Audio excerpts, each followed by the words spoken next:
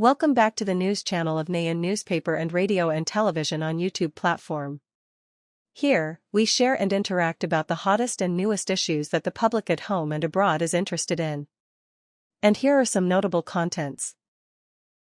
On September 17, speaking at a conference on the Ukraine crisis, Russia's foreign minister will make a point of saying that EU countries are trying to get involved in the Ukrainian peace process, despite their openly hostile stance toward Russia, and insist that the bloc should be excluded from the talks for that reason. According to Mr. Laprop, EU countries are clearly trying to regain their place at the negotiating table. However, he argues that they have no business there. He makes a point of arguing that the EU maintains a position that is a strategic defeat for Russia while discussing the possibility of deploying troops to Ukraine in the event of a ceasefire. Moscow opposes the deployment of any Western troops in Ukraine under any pretext. Believes that one of the main causes of the conflict is NATO's expansion toward Russia's doorstep. Mr. Laprop also noted that both the EU and KF are trying to convince US President Donald Trump to abandon efforts to resolve the conflict and return to a stalemate with Russia, that they essentially want to turn former US President Joe Biden's war into President Donald Trump's war. It also warned that any foreign troops in Ukraine without permission would be considered a legitimate military target. This is also not the first time that Moscow has made such a statement about the EU's role in Ukraine negotiations. In February this year, Russian Deputy Foreign Minister Alexander Grushko stressed that the EU cannot participate in Ukraine peace talks due to its role in escalating the conflict. He said that the EU could contribute to ending the fighting by stopping military support for KF.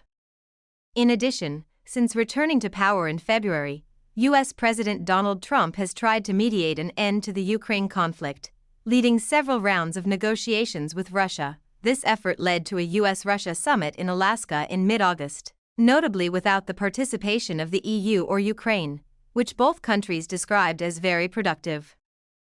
According to Ukinform, the Defense Procurement Agency of the Ministry of Defense of Ukraine announced that at the request of the military, it has implemented the first key contract for the purchase of 1,000 tactical mobility vehicles through the Prozoro system. The contract includes four-wheel drive off-road vehicles and other auxiliary vehicles that will help soldiers respond more quickly to challenges on the front line. After bidding, a contract for the supply of 500 four-wheel drive off-road vehicles with a total value of $119.8 million, 25.5% lower than the estimated cost, was signed. The delivery of this batch is expected by the end of 2025. The Ministry of Defense of Ukraine stressed that it will continue to meet the requirements of military units, ensuring that they are provided with modern equipment in line with the priorities of the front line. Earlier, according to Reuters, Ukrainian Defense Minister Denis Mian admitted that KF needs $6 billion to cover the shortfall in the defense procurement budget this year, speaking at an online meeting of Western allies to discuss the topic of providing weapons to Ukraine. Oxmahan emphasized that the above additional funding will help KF increase the production of UAVs to protect frontline defense lines, strengthen air defense capabilities, and support strikes deep inside Russian territory. In an exclusive interview with TVP, Alan Viley, a senior research fellow at the Atlantic CO Global Energy Center, made a surprising assessment of the Nord Stream pipeline sabotage. Accordingly, Mr. Riley shared that the conclusion of German prosecutors that Ukrainians were behind the explosions that paralyzed Russia's main gas route to Europe was not convincing, and there were many factors that showed Russia's involvement. Alan Viley's Underwater Chaos report listed a series of clues that Russia was involved in the sabotage. He said the explosion happened right at the intersection of the Western-built part and the Russian-occupied part. The site is on the Nordam 2B branch, which Russia took over after Western shipbuilders were forced to work under sanctions in 2019.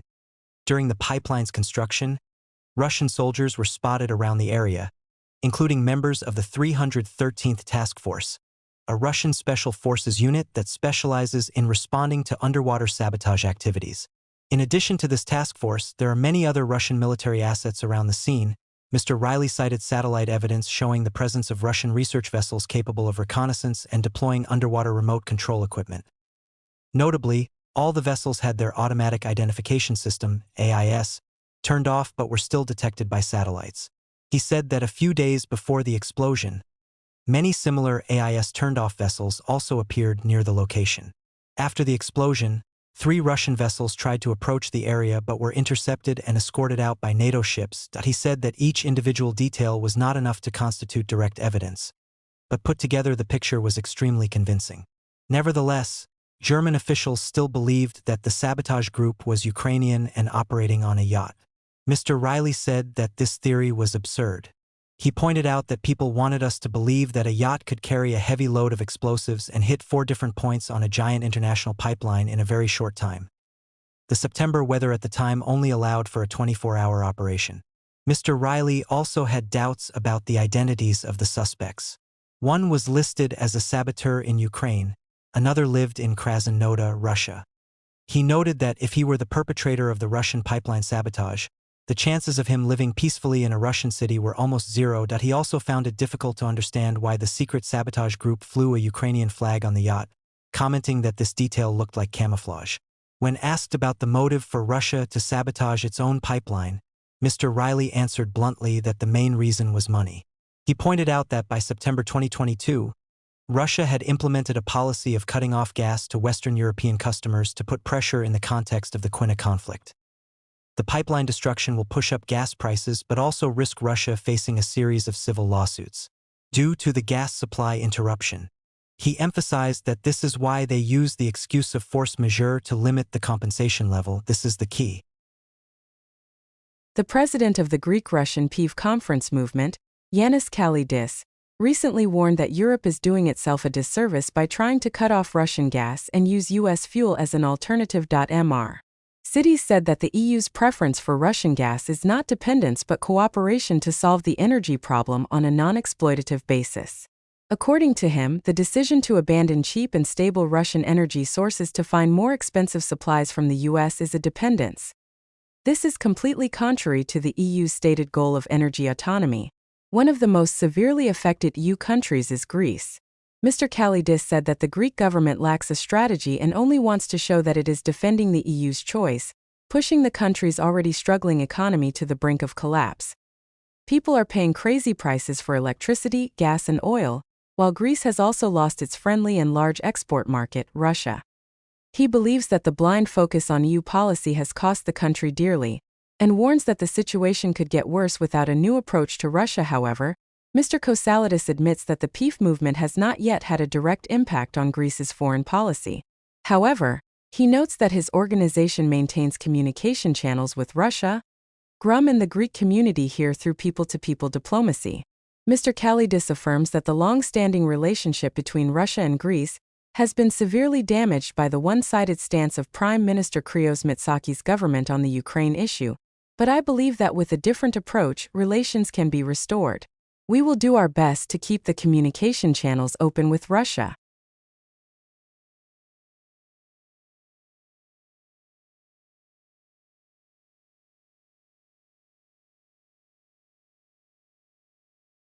According to Sky News on September 17, U.S. President Donald Trump and First Lady Melania Trump began their state visit to the UK.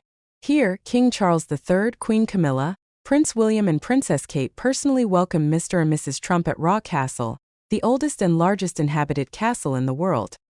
The Royal Air Force jets flew over the sky in military ceremonies, welcoming the largest state visit ever recorded in this country. Mr. Trump is a fan of the British royal family, and did not hide his joy at being not only the first U.S. leader, but also the first elected politician to be visited by the British twice. Mr. Trump said, "This is truly one of the highest honors of my life. I really appreciate you and I really appreciate your country." But besides the lavish ceremonies of President Trump's visit, there were also large-scale protests. In London, thousands took to the streets waving anti-Trump placards and Palestinian flags. In Windsor, images of Trump and Jeffrey Epstein, the convicted felon who killed himself in a closet, were projected onto a truck and installed on one of the castle's towers. Although Mr. Trump was not there at the time, polls show Mr. Trump is unpopular in Britain and Prime Minister Cameron is also facing falling poll numbers and economic difficulties. After his initial deal with Mr. Trump to reduce some tariffs, Mr. Cameron wants more progress on trade. He will host Mr. Trump at his country estate Kwa on September 18.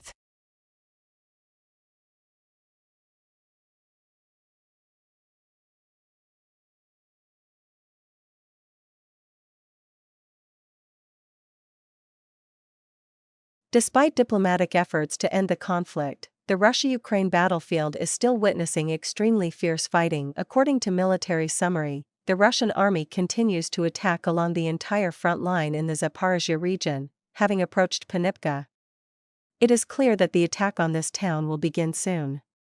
At the same time, Moscow's forces continue to advance eastward in the Zaporizhzhia province, towards Gulya Polier. Most of the fortified positions outside Yupanica are now under Russian control.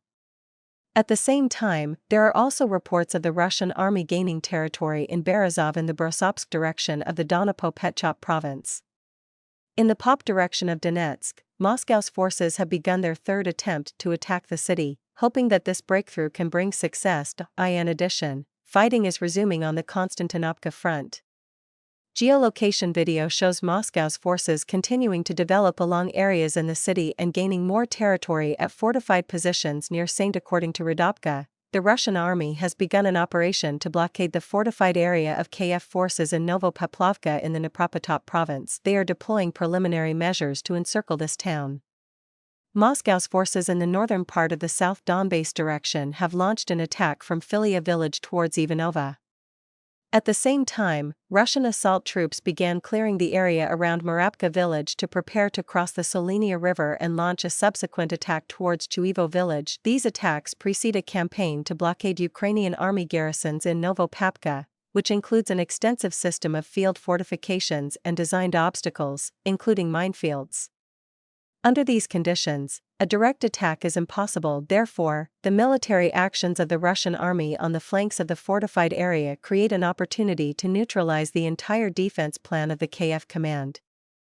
The previous success of Russian assault troops in the Battle of Filia also thwarted Ukraine's plan to shield the central region of Novopavka. Moscow's units are capable of cutting off the logistical and military communications of Kiev forces deployed in Novopavlovka and Ivanovka, and imposing unfavorable combat conditions on the enemy. Accordingly, the unified defense system will be destroyed. This includes continuously eliminating pockets of resistance.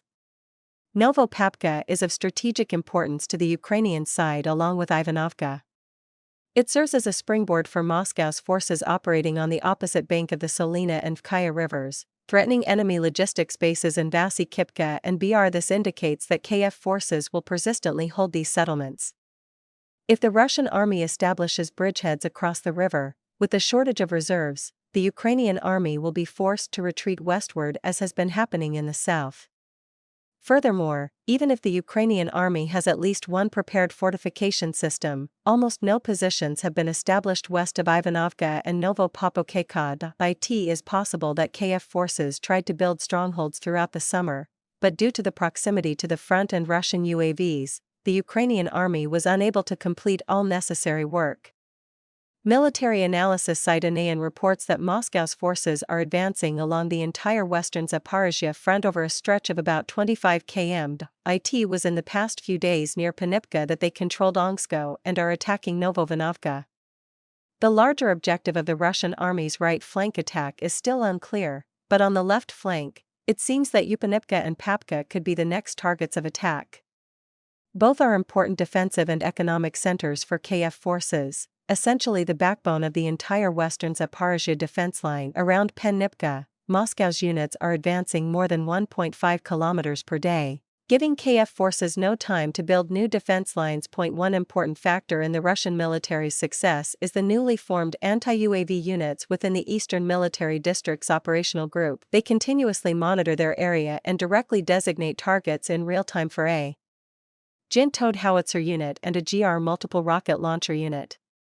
This setup allows them to quickly locate enemy kamikaze UAV launch sites and rapidly attack, turning Ukrainian UAV control teams from hunters into hunted. The State channel, linked to Ukraine's GUR military intelligence, reported that the situation for the Ukrainian military is becoming serious in Kupiansk. Dipstate confirmed that Russian forces continue to advance into the center. Additionally, the elite 3rd Azov Brigade has been officially reinforced by the KF command to hold the city. This indicates that Ukraine will try to hold Kupiansk for as long as possible instead of gradually retreating. This also means that Moscow's forces may begin to put pressure on the Yampin-Lyman front. It seems that fighting will slow down in Kupiansk and the pace will increase elsewhere. The Ukrainian military's manpower issues do not allow them to defend all fronts, and the Russians know that. According to the AMK mapping channel, Russian troops were already in the center of Kupiansk 2 days ago. This information has been confirmed, but it is unclear whether the 3rd Azov Brigade will try to push back Russian special reconnaissance units from Sobolivka or attack groups within the city. Both options are plausible. Recent victories have allowed the Russian military to regain areas that Kiev forces had controlled during small, swift counterattacks in late August and early September. According to the military analysis site ANN, after stabilizing the situation, Moscow's units have now switched to the offensive and begun advancing into the eastern Minograd area. Further west in Pop, Russian assault troops continue urban combat, repelling Ukrainian counterattacks near the market in the city center and advancing along Moson-Mikhailenko Street. The Ukrainian military defending the city has encountered many serious problems. After several counterattacks, they are short of reserves for defense. It is unclear how long they can hold out. Even with a large number of reinforcements sent to Pokra and Minograd, the elite brigades, the 1st National Guard of Ukraine has lost most of its strength in counterattacks around Dnipropetrovsk and is now also forced to switch to defense. On the Ukrainian side, Ukraine Pravda reported that the Ukrainian General Staff's evening report on October 17 stated that since the beginning of the day, 155 combat engagements had occurred on the front, including 43 battles in the P direction. Moscow launched 1 missile, conducted 67 airstrikes, and dropped 93 guided bombs. Additionally, they deployed 1876 kamikaze UAVs and carried out 3,219 artillery attacks. The Ukrainian General Staff confirmed that the defense forces had largely stopped enemy infiltration attempts in Slobozansky and Kupiansk, Lyman, Sev, Gramatok, Tor, Pokrop, Novo, Pavlovska, Guliai Poli, Orek, and Dnipro. On September 17, Kremlin spokesman Dmitry Peskov said that Russia stands by its position and remains open to participating in the negotiation process to end the conflict in Ukraine. According to Mr. Peskov, although preparations for new negotiations between Russia and Ukraine to find a way to end the conflict are on hold. But that does not mean that these negotiations cannot continue. Mr. Peskov emphasized, "We continue to state that the settlement of the Ukrainian crisis through political and diplomatic means is Russia's top priority." The Kremlin spokesman said that it is currently unclear when a new dialogue or direct meeting between Russian President Vladimir Putin and U.S. President Donald Trump will take place. Mr. Peskov confirmed that exchanges between Russia and the U.S. are being conducted through various channels. Russia and the United States have every chance to quickly hold talks at the highest level, Peskov added. Russia and Ukraine have held 3 rounds of talks this year in Istanbul, Turkey. The most recent round took place in July. The talks failed to achieve a breakthrough on resolving the conflict but led to a prisoner exchange. Although both sides have declared their readiness to negotiate, the gap between Russia and Ukraine remains large. Signals from the U.S., especially warnings about economic measures, are believed to be aimed at pressuring Moscow to make clear concessions. Also on May 17, Peskov accused the European Union, EU, of continuing its aggressive policy towards Russia by discussing the 19th package of sanctions against Moscow. Peskov stressed that in this case, the European Union, individual European countries, and many of them continue their confrontational approach towards Russia. Important, the officials said the 18 previous rounds of European sanctions had damaged the EU economy and Brucken continued on this path. Mr. Peskov concluded that they mistakenly believed that continuing the sanctions policy would somehow affect Russia's position. Russia, which always defends its national interests, is certainly not affected by these sanctions, and the past 3 years have clearly demonstrated that. On September 17, at a joint press conference with the President of the European Parliament, Roberta Metsola, Ukrainian President Volodymyr Zelensky said that the country's annual budget for the conflict is up to $120 billion and that the KF needs external support. The cost of this war is a challenge for us. A year is up to $120 billion, of which $60 billion comes from the Ukrainian budget. We still need to find another $60 billion next year, Zelensky said. He also emphasized that he hopes the war will end this year. "I hope we will end this war, but in any case, the plan is to end it," the Ukrainian leader said. Plan B is to spend $120 billion. "That's it, this is a big problem. I'm not saying that in peacetime, in a ceasefire or under security guarantees, we will need the same amount of money for 10 years. But in any case, you have to understand the scale of the problem. Since the Russia-Ukraine conflict broke out in early 2022, Western countries have provided tens of billions of dollars worth of military and financial support to the KF. The European Union is facing increasing pressure to find more funding for the KF as the US cuts back on its support. Fazo Times sources said that Europe is pushing for a plan to use about $200 billion in frozen Russian assets to support Ukraine. Western countries have frozen about $300 billion in Russian money after the Ukraine conflict escalated in 2022. These funds have generated billions of dollars in interest, and the West has sought to use the revenue to finance Ukraine. While avoiding direct collection, the G7 last year backed a plan to provide the KF with a $50 billion loan, repaid with profits from the funds. The EU has pledged $21 billion. European Commission President Ursula von der Leyen has proposed going further by creating what the newspaper described as a desperately needed and urgently needed mechanism to finance the KF. According to people familiar with the discussions, the plan involves converting cash from frozen Russian assets into EU-issued bonds, with the proceeds being transferred to Ukraine in tranches. Bruzin argues that this system would provide immediate support to the KF while avoiding formal seizure. Another option being considered is the creation of a special purpose vehicle to manage the plans. Have been met with opposition from some member states, including Belgium, Germany, and France, which have warned that using the principle could violate the law and undermine confidence in the euro. Moscow has warned that any Western attempt to use the assets will not be tolerated.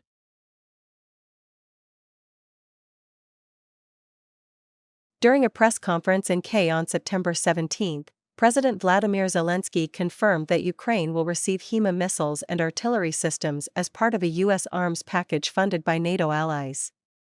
"We will definitely receive Patriot missiles and HIMA high-mobility rocket systems," he said. Earlier, U.S. media reported that the Trump administration had approved the first arms aid packages to Ukraine funded by NATO allies under a new financial mechanism.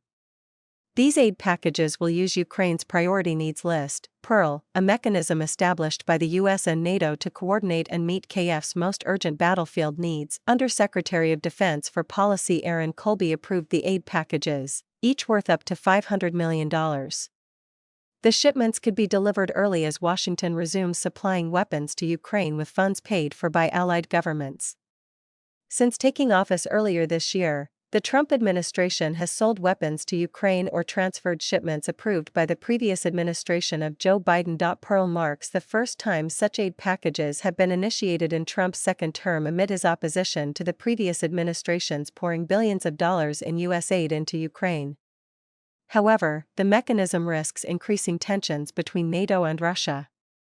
On March 17, General Valery Gerasimov, chief of the General Staff of the Russian Armed Forces, said that the country's army is making progress in the Donetsk region in eastern Ukraine as well as in the Zaporizhia and the Propachop regions. The Russian Defense Ministry quoted Gerasimov as saying, "Our troops in the operational zone are advancing in almost all directions, and the fiercest battles are taking place in the BR direction, where Ukrainian forces are trying in vain to stop our advance and regain the initiative by all means and regardless of casualties." According to Mr. Gerasimov, the Ukrainian army has brought in its best and most experienced units from other regions, which has allowed Russia to attack in other directions.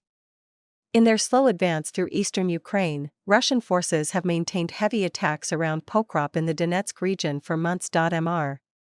Gerasimov also said that the Russian army was making progress in taking control of Kupiansk, a nearly devastated city in the Kharkiv region in northeastern Ukraine, as well as Jampin in the east. Meanwhile, in an interview with SKYW, Ukrainian President Volodymyr Zelensky predicted further Russian attacks but stressed that Moscow had not achieved any significant successes on the front line recently. "In general, I am really pleased that the last 3 Russian attacks have failed, although they are planning 2 more major ones. I think that is an important signal," he said. A Ukrainian commander also said his forces repelled a Russian attack near Pop, while Ukraine's popular military channel State, which uses open-source maps to track military movements, reported that Ukrainian troops had made gains in a nearby town. Also on March 17, a spokesman for a Ukrainian unit near Kopyang said that a Russian attempt to attack the town had resulted in the capture of several Russian soldiers.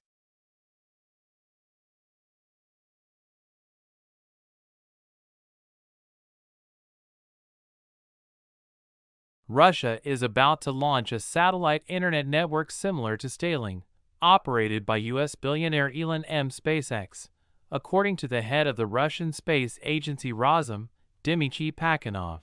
Starlink provides high-speed internet from low Earth orbit and has played a key role in helping Ukrainian forces in their conflict with Russia, helping them coordinate operations, conduct reconnaissance, and control drone systems across the front. Pakhanov said the first Russian internet satellite launches are scheduled for December, and the network will be on par with Starlink.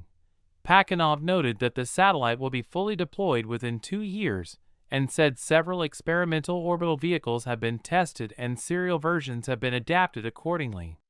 We are also moving very quickly in this direction.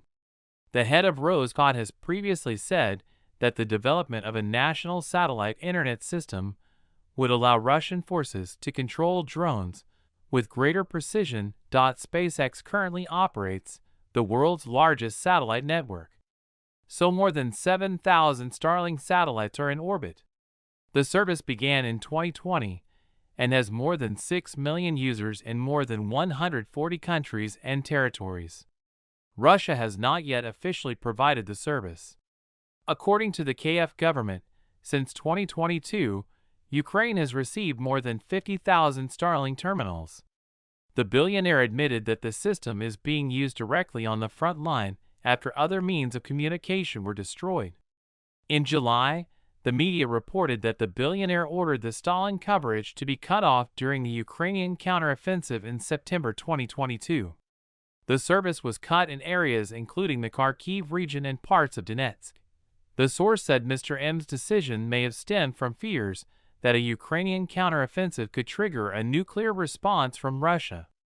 The move reportedly disabled more than 100 terminals, disrupting Ukrainian reconnaissance and artillery calibration.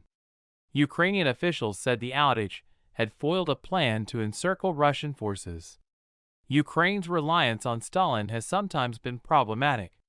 On several occasions, the Starlink satellite communications system has been shut down across the entire Ukrainian front line, causing a serious disruption in operational communications.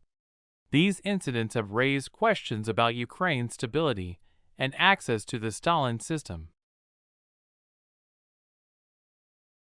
According to RT News Agency, Russian Prime Minister Mikhail Mishustin recently announced plans to deploy a large-scale high-speed rail network in the country with a total length of more than 4,500 kilometers. This will be the largest high-speed rail line in Europe and will use Russian-made trains with speeds of up to 400 km/h. Mishustin said the new railway will reduce the travel time between Moscow and St. from 4 hours to just over 2 hours. This rail network will also connect Moscow with Min on the Black Sea, aka Thing in the Urals, Ryazan, and many other cities. The Russian Prime Minister said that travel between cities will not only need to be safe and comfortable, but also save time. In the modern world, time is increasingly precious. So we are mastering technology for faster travel and are planning to develop high-speed rail infrastructure. According to Mr. Mishustin, the project has been approved by Russian President Vladimir Putin and will be completed within the next 6 months. The Russian Prime Minister added that the first phase of the construction of the high-speed railway between Moscow and St. is underway. The 679 kilometers long section marks the first time that Russia's new generation of high-speed trains will be used. Currently, the fastest railway line between Moscow and St. Petersburg is using the soon-to-be-laid CN Valero trains with a maximum speed of 250 kilometers per hour. When completed, Russia's large-scale high-speed railway is expected to surpass Spain's 3,970 kilometers long railway system, which is currently the largest in Europe and second in the world after China. The new Russian train will also overtake France's TGV, which can reach speeds of up to 320 kilometers per hour, connecting London and Paris on a 3-hour journey. France's TGV is currently the fastest train in Europe. China still maintains its leading position in the world in high-speed rail with a total of more than 64,000 kilometers in operation. China also has the fastest trains in the world, such as Shanghai Malap reaching 460 km per hour and CR 400 Fusing House 350 km per hour.